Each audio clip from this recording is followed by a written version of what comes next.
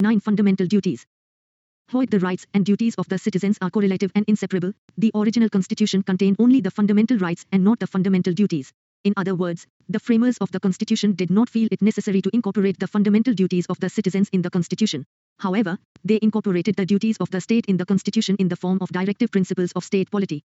Later in 1976, the fundamental duties of citizens were added in the constitution. In 2002, one more fundamental duty was added. The fundamental duties in the Indian constitution are inspired by the constitution of erstwhile USSR. Notably, none of the constitutions of major democratic countries like USA, Canada, France, Germany, Australia and so on specifically contain a list of duties of citizens.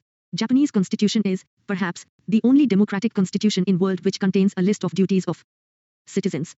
The socialist countries, on the contrary, gave equal importance to the fundamental rights and duties of their citizens.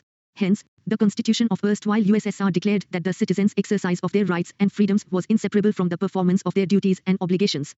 Swarn Singh Committee recommendations. In 1976, the Congress Party set up the Sardar Swarn Singh Committee to make recommendations about fundamental duties, the need and necessity of which was felt during the operation of the internal emergency, 1975-1977. The committee recommended the inclusion of a separate chapter on fundamental duties in the Constitution. It stressed that the citizens should become conscious that in addition to the enjoyment of rights, they also have certain duties to perform as well. The Congress government at center accepted these recommendations and enacted the 42nd Constitutional Amendment Act in 1976. This amendment added a new part, namely, Part IV to the Constitution. This new part consists of only one article, that is, Article 5(1), which for the first time specified a code of 10 fundamental duties of the citizens. The ruling Congress Party declared the non-inclusion of fundamental duties in the Constitution as a historical mistake and claimed that what the framers of the Constitution failed to do was being done now. Though the Swarn Singh Committee suggested the incorporation of 8 fundamental duties in the Constitution, the 42nd Constitutional Amendment Act, 1976, included 10 fundamental duties. Interestingly, certain recommendations of the committee were not accepted by the Congress Party and hence, not incorporated in the Constitution. These include, 1. The Parliament may provide for the imposition of such penalty or punishment as may be considered appropriate for any non-compliance with or refusal to observe any of the duties. 2. No law imposing such penalty or punishment shall be called in question in any court on the ground of infringement of any of fundamental rights or on the ground of repugnancy to any other provision of the Constitution. 3. Duty to pay taxes should also be a fundamental duty of the citizens. List of fundamental duties. According to Article 5(1), it shall be the duty of every citizen of India, a. to abide by the Constitution and respect its ideals and institutions, the national flag and the national anthem, b. to cherish and follow the noble ideals that inspired the national struggle for freedom, c. to uphold and protect the sovereignty, unity and integrity of India, d. to defend the country and render national service when called upon to do so, e. to promote harmony and the spirit of common brotherhood amongst all the people of India transcending religious, linguistic and regional or sectional diversities and to renounce practices derogatory to the dignity of women, f. to value and preserve the rich heritage of the country's composite culture, g. to protect and improve the natural environment including forests, lakes, rivers and wildlife and to have compassion for living creatures, h. to develop scientific temper, humanism and the spirit of inquiry and reform, I. to safeguard public property and to abjure violence, j. to strive towards excellence in all spheres of individual and collective activity so that the nation constantly rises to higher levels of endeavor and achievement, and k. to provide opportunities for education to his child or ward between the age of 6 and 14 years. This duty was added by the 86th Constitutional Amendment Act, 2002. Features of the fundamental duties. Following points can be noted with regard to the characteristics of the fundamental duties. 1. Some of them are moral duties while others are civic duties. For instance, cherishing noble ideals of freedom struggle is a moral precept and respecting the Constitution, national flag and national anthem is a civic duty. 2. They refer to such values which have been a part of the Indian tradition, mythology, religions and practices. In other words, they essentially contain just a codification of tasks integral to the Indian way of life. 3. Unlike some of the fundamental rights which extend to all persons whether citizens or foreigners, 1. The fundamental duties are confined to citizens only and do not extend to foreigners. 4. Like the directive principles, the fundamental duties are also non-justiciable.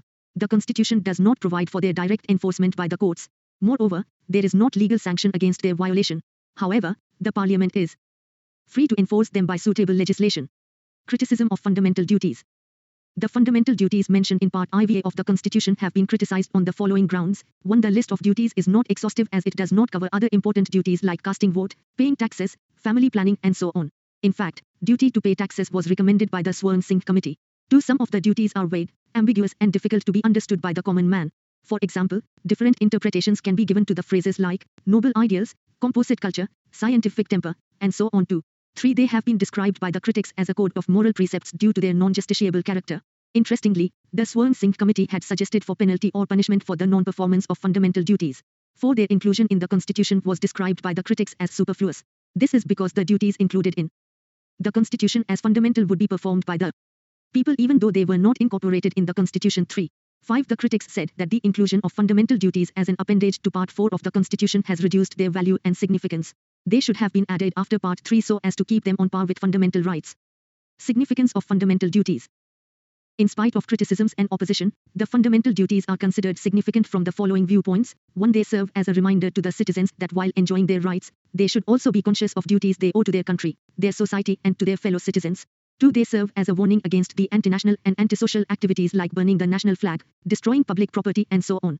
3. They serve as a source of inspiration for the citizens and promote a sense of discipline and commitment among them. They create a feeling that the citizens are not mere spectators but active participants in the realization of national goals. 4. They help the courts in examining and determining the constitutional validity of a law. In 1992, the Supreme Court ruled that in determining the constitutionality of any law, if a court finds that the law in question seeks to give effect to a fundamental duty, it may consider such law to be reasonable, in relation to Article 14, equality before law, or Article 19, 6 freedoms, and thus save such law from unconstitutionality. 5. They are enforceable by law. Hence, the Parliament can provide for the imposition of appropriate penalty or punishment for failure to fulfill any of them. H.R. Gokhale, the then Law Minister, gave the following reason for incorporating the fundamental duties in the Constitution after 26 years of its inauguration. In post-independent India, particularly on the eve of emergency in June 1975, a section of the people showed no anxiety to fulfill their fundamental obligations of respecting the established legal order. The provisions of chapter on fundamental duties would have a sobering effect on these restless spirits who have had a host of anti-national, subversive and unconstitutional agitations in the past. Indira Gandhi, the then Prime Minister, justified the inclusion of fundamental duties in the Constitution and argued that their inclusion would help to strengthen democracy. She said, the moral value of fundamental duties would be not to smooth their rights but to establish a democratic balance by making the people conscious of their duties equally as they are conscious of their rights. The opposition in the Parliament strongly opposed the inclusion of fundamental duties in the Constitution by the Congress government. However, the new Janata government headed by Morarji Desai in the post-emergency period did not annul the fundamental duties. Notably, the new government sought to undo many changes introduced in the Constitution by the 42nd Amendment Act, 1976, through the 43rd Amendment Act, 1977, and the 44th Amendment Act, 1978. This shows that there was an eventual consensus on the necessity and desirability of including the fundamental duties in the Constitution. This is more clear with the addition of one more fundamental duty in 2002 by the 86th Amendment Act. Verma Committee Observations. The Verma Committee on Fundamental Duties of the Citizens, 1999, identified the existence of legal provisions for the implementation of some of the fundamental duties. They are mentioned below. 1. The Prevention of Insults to National Honour Act, 1971, prevents disrespect to the Constitution of India, the national flag and the national anthem. 2. The various criminal laws in force provide for punishments for encouraging enmity between different sections of people on grounds of language, race, place of birth, religion and so on. 3. The Protection of Civil Rights Act 4, 1955, provides for punishments for offences related to caste and religion. 4. The Indian Penal Code, IPC, declares the imputations and assertions prejudicial to national integration as punishable offences. 5. The Unlawful Activities, Prevention, Act of 1967 provides for the declaration of a communal organisation as an unlawful association. 6. The Representation of People Act, 1951, provides for the disqualification of members of the Parliament or a state legislature for indulging in corrupt practice, that is, soliciting votes on the ground of religion or promoting enmity between different sections of people on grounds of caste, race, language, religion and so on. 7. The Wildlife Protection Act of 1972 prohibits trade in rare and endangered species. 8. The Forest Conservation Act of 1980 checks indiscriminate deforestation and diversion of forest land for non-forest purposes. Notes and references. 1. The fundamental rights guaranteed by Articles 14, 20, 21, 21, 22, 23, 24, 25, 26, 27 and 28 are available to all persons whether citizens or foreigners. 2. D.D. Chawla, the then president of the National Forum of Lawyers and Legal Aid, Delhi, observed, the duties may be spelled out in a more concrete form. One is left guessing the noble ideals. To some even the Bhagat Singh cult may be such an ideal as inspired our national struggle. Again, what is the rich heritage of our composite culture and what is scientific temper, humanism and the spirit of inquiry and reform? The values are beyond the ken of the general run of the people and carry no meaning to them. Duties should be such and so worded as to catch the imagination of the common man. D.D. Chawla, The Concept of Fundamental Duties, Socialist India, New Delhi, 23 October 1976, p. 44-45. 3. C.K. Daftari, former Attorney General of India, while opposing the inclusion of fundamental duties in the Constitution, said that more than 99.9% of the citizens were law-abiding and there was no need to tell them about their duties. He argued that as long as the people are satisfied and contented, they willingly perform their duties. He said, to tell them what their duties are implies that they are not content. If that is the case after 26 years, it is not their fault.